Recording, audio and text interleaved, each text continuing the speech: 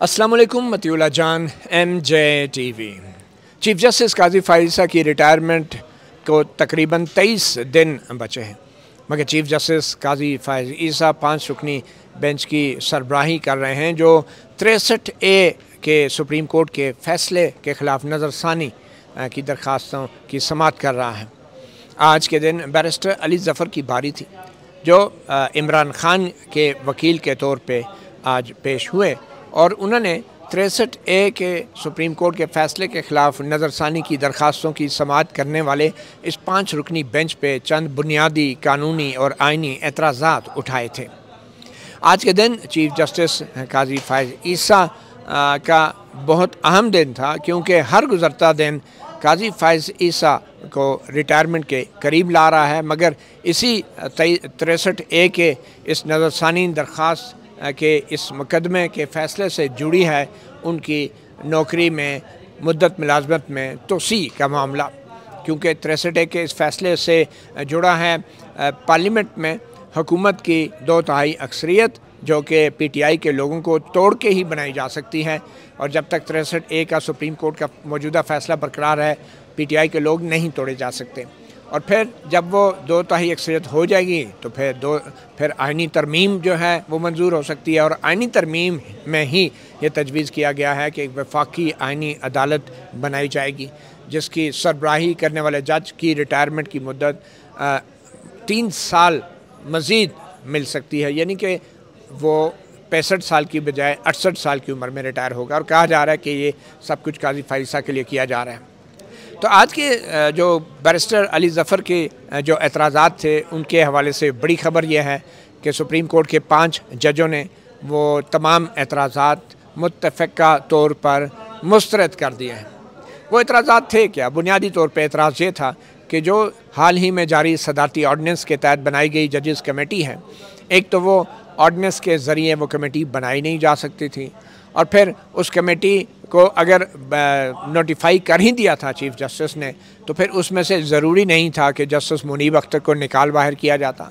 और फिर अगर जस्टिस मुनीब अख्तर को निकाल बाहर भी किया गया था तो फिर ये 3 जजों की कमेटी में 3 जजों की मौजूदगी ज़रूरी थी। और हम सब जानते हैं कि जस्टिस मंसूर अली शाह जो कि सीनियर तरीन जज हैं, उन्होंने जजेस की इस कमेटी में इसलिए बैठने से इनकार कर रखा है कि ये कमेटी ऑर्डिनेंस के ज़रिए बनाई गई है और जो सुप्रीम कोर्ट के फुल कोर्ट के एक फ़ैसले की मुनाफी है ये ऑर्डिनेंस, और फिर इस ऑर्डिनेंस के हवाले से सुप्रीम कोर्ट के जजों को इंतज़ामी साइड पे फुल कोर्ट के एक मीटिंग में एतमाद में नहीं लिया गया। तो जस्टिस मंसूर अली शाह जजेस कमेटी का हिस्सा नहीं थे, और 2 जजों ने बैठ के, जिनमें से एक जज चीफ जस्टिस के मर्ज़ी के थे, जो कि ऑर्डिनेंस में गुंजाइश रखी गई है चीफ जस्टिस के लिए कि तीसरा जज जो है वो अपनी मर्ज़ी का नामिनेट कर सकते हैं, और वो थे जस्टिस अमीनुद्दीन खान। तो इन जजेस की कमेटी के ऊपर भी बैरिस्टर अली ज़फ़र के शदीद एतराज़ थे, और कहा कि इस कमेटी ने 2 जजों ने बैठ के, यानी कि चीफ जस्टिस काजी फ़ाइज़ ईसा और जस्टिस अमीनुद्दीन खान, जो उन्होंने बैठ के ये बेंच बना दिया है 5 जजों का, तो फिर ये बेंच भी गैर कानूनी है और ये बेंच भी इस 63A के नज़रसानी दरख्वास्तें नहीं सुन सकता। तो काफ़ी बहस मुबाहिसा हुआ, और उसमें एक मौके पे जब जस्टिस मंसूर अली शाह का ख़त पढ़ने की कोशिश की बैरिस्टर अली ज़फ़र ने, तो उनको रोक दिया गया और कहा कि आप हमारे लिए एम्बेरसमेंट का बायस बन रहे हैं, और फिर आप अगर उनका ख़त पढ़ेंगे तो फिर मेरा ख़त भी पढ़ेंगे जो चीफ जस्टिस काजी फ़ाइज़ ईसा ने लिखा था 3 सफ़ात पे मुश्तमिल, जिसमें जस्टिस मुनीब अख्तर पे बड़े ही अजीब व गरीब इल्ज़ामात भी लगाए गए थे। बहरहाल चीफ जस्टिस काजी फ़ाइज़ ईसा की मर्ज़ी नहीं थी कि जो बैरिस्टर अली ज़फ़र हैं वो जस्टिस मंसूर अली शाह का ख़त पूरी तरह पढ़ें, और उन्हें पूरा ख़त पढ़ने भी नहीं दिया गया। मगर जब बैरिस्टर अली ज़फ़र ने ये कहा कि जनाब मैं जब तक मेरे एतराज़ात का दरख्वास्त के ऊपर फ़ैसला नहीं होता मैं जो है मैं मेरिट के ऊपर बहस नहीं करूँगा, यानी 63A क्या है और जो सुप्रीम कोर्ट का फ़ैसला था क्या वो सही था या गलत, जब तक मेरे एतराज़ात का फ़ैसला नहीं होता।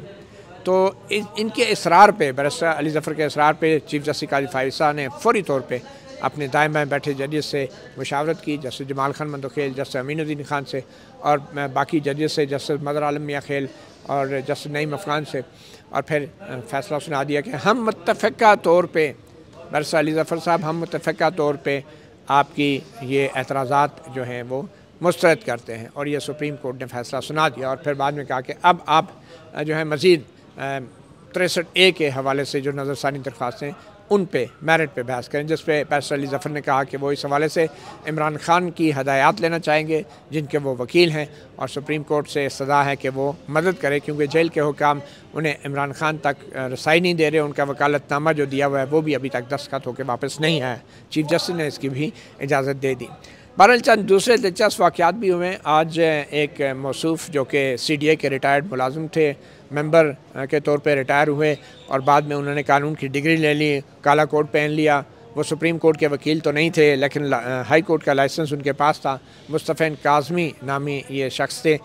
کہ جنہوں نے آج روسٹرم پہ کھڑا ہو کے کہا کہ آپ یہ جو دو ججز ہیں، جسٹس امین الدین خان اور جسٹس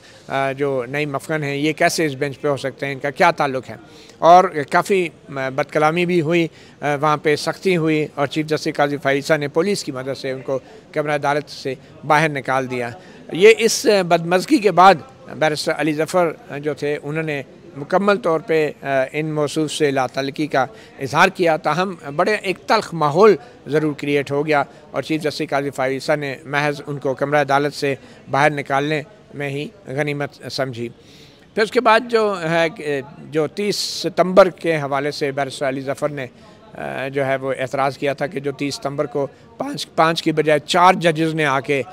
کورٹ لگا لی تھی، وہ عدالت نہیں تھی، نہ ہی وہ 4 ججز کا جو 30 ستمبر کا آرڈر تھا اس کو عدالتی حکم نامہ کہا جا سکتا ہے، کیونکہ اگر ججز کمیٹی کو تسلیم کر بھی لیا جائے کہ وہ صحیح بنی تھی اور اس نے صحیح بینچ بنایا، تو پھر اس نے تو 5 ججوں کا بینچ بنایا تھا، یہ 4 ججوں کا بینچ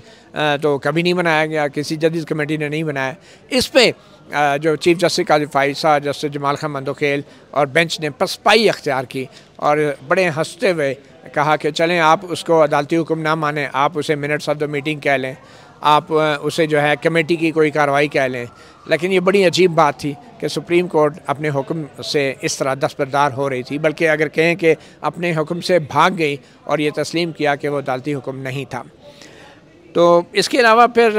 ایک موقع پہ بیرسٹر علی ظفر نے جب ماسٹر آف دا روسٹر کی ججمنٹ پڑھنا چاہی،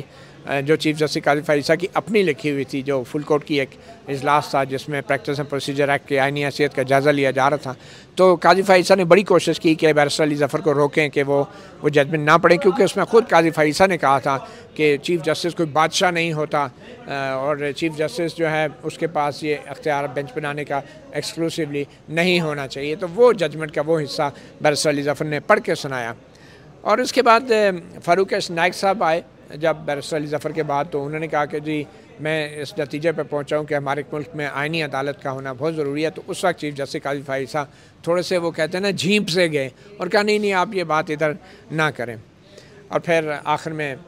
جو ہے یہ معاملہ اب کل تک چلا گیا ہے، کل دوبارہ 11:30 بجے اس کیس کی سماعت ہوگی۔ اسی والے سے ہم بات کریں گے۔ ہمارے ساتھ موجود ہیں سینئر کورٹ رپورٹر اور جرنلسٹ جناب ثاقب بشیر صاحب۔ ثاقب بشیر صاحب بہت شکریہ ہمیں آپ جوائن کر رہے ہیں۔ ثاقب صاحب کیا کہتے ہیں آپ،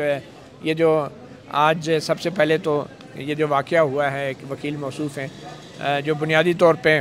وکالت کے پیشے میں صرف CDA کی ملازمت سے ریٹائرمنٹ کے بعد آئیں، اس واقعے کو آپ کیسے دیکھتے ہیں؟ ایک تو اگر بات کی جائے واقعے کی، تو واقعہ اب علی ظفر صاحب نے روسٹرم سے تھوڑا سا سائڈ پہ بھی ہوئے، وہ آئے بھی، انہوں نے بات بھی کی، کرخت لہجے میں بات کی، تلخ لہجہ تھا، بلکہ چیف جسٹس نے کہا کہ دھمکی آپ یہ لگا رہے ہیں۔ پھر انہوں نے کہا کہ ایسی بات 500 وکیل باہر آئے ہوئے ہیں۔ مصطفی کاظمی نے کہا کہ 500 وکیل باہر آئے ہوئے ہیں اور ہم دیکھتے ہیں کہ آپ کیسے فیصلہ دیتے ہیں، یہ بات انہوں نے جو کی تھی۔ اور اس کے علاوہ 5 ممبر جو بینچ تھا اس کو ڈائریکٹلی نام لے کر بھی، پھر 2 ججز کا بھی کہا، جیسے امین الدین خان، جیسے نعیم افغان کے حوالے سے بھی بات کی، 2-3 دفعہ وہ روسٹرم پہ بھی آئے۔ یہ واقعہ اوورآل ظاہر سی بات ہے، اس کے پیچھے جو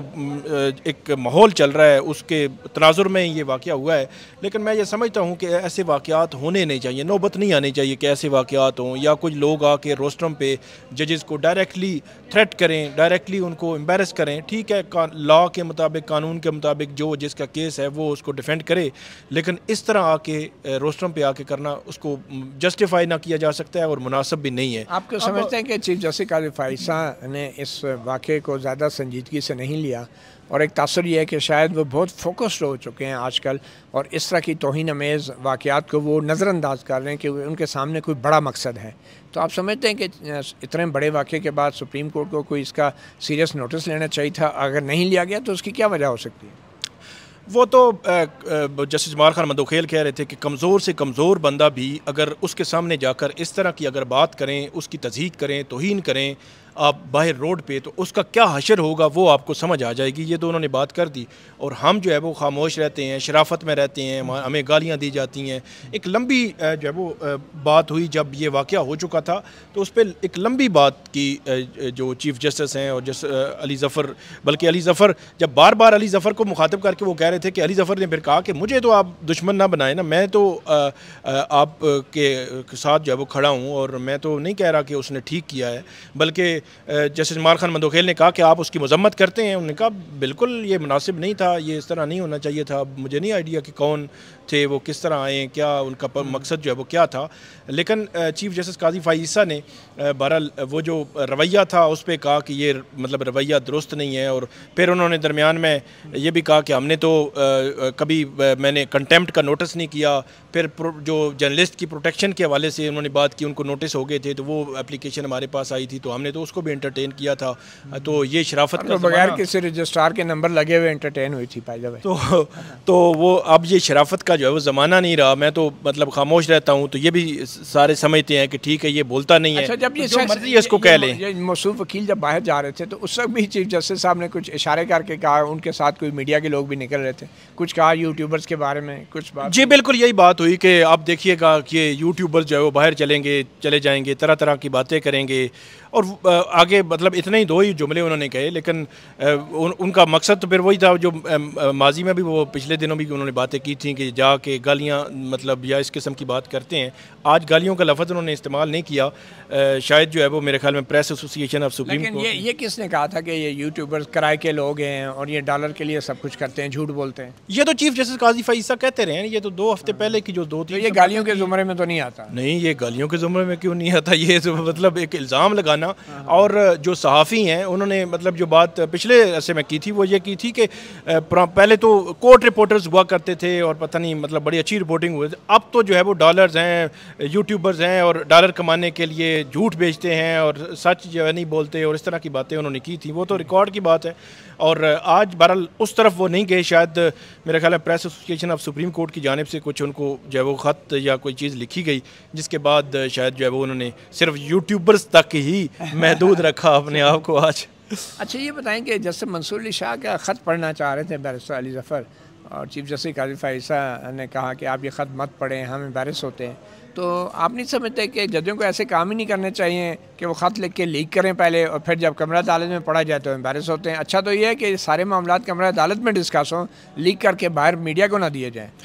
نہیں، وہ جو لیک کرنے والا معاملہ ہے اس پہ ان کا بھی گلہ ہے چیف جسٹس قاضی فائز عیسیٰ صاحب کا. اب جو لیک ہوئے ہیں پہلے والے جو لیک ہوتے تھے ان پہ تو ظاہر سی بات ہے وہ بات نہیں کریں گے. تو لیکن اب جو لیک ہوا ہے اس پہ انہوں کا گلہ ہے کہ جسٹس منصور علی شاہ صاحب کا خط جو ہے وہ صحافیوں کو پہلے پہنچ گیا، بعد میں ہمارے پاس آیا جو ریلیونٹ کوارٹرز ہیں، اور وہ خط جو ہے وہ ان کو نہیں جو ہے وہ پڑھنے نہیں دیا گیا.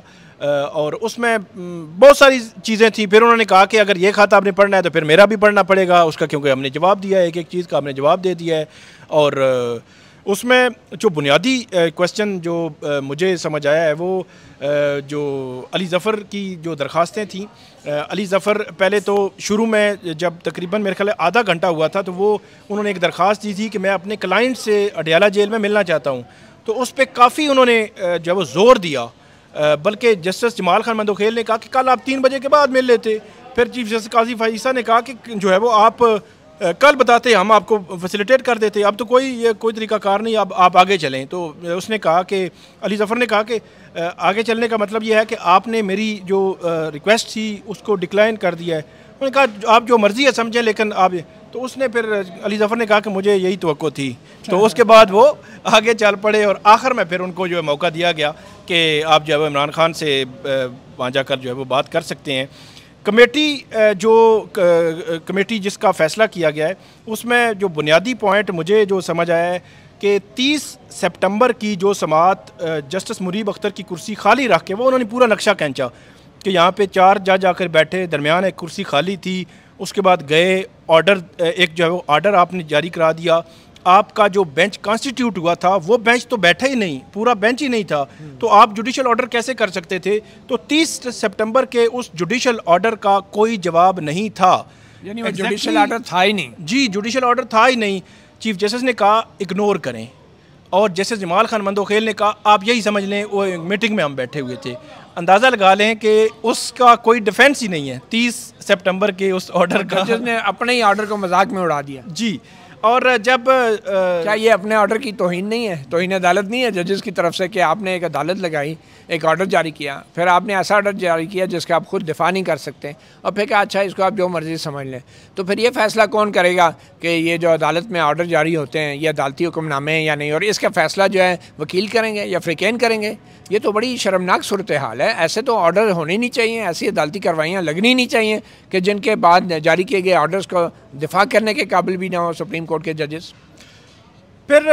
اس میں جو مزید یہ بات تھی کہ جب علی ظفر شروع میں ہی انہوں نے آرگومنٹس شروع کیے تو انہوں نے کہا کہ میں پہلے آپ کو بتا رہا ہوں کہ آج میرے آرگومنٹس کا کچھ تلخ ہوں گے. یہ بات انہوں نے ویسے 2-3 دفعہ کی کہ تلخ جو ہے وہ آرگومنٹس ہوں گے. جو کمیٹی بنی ہے یا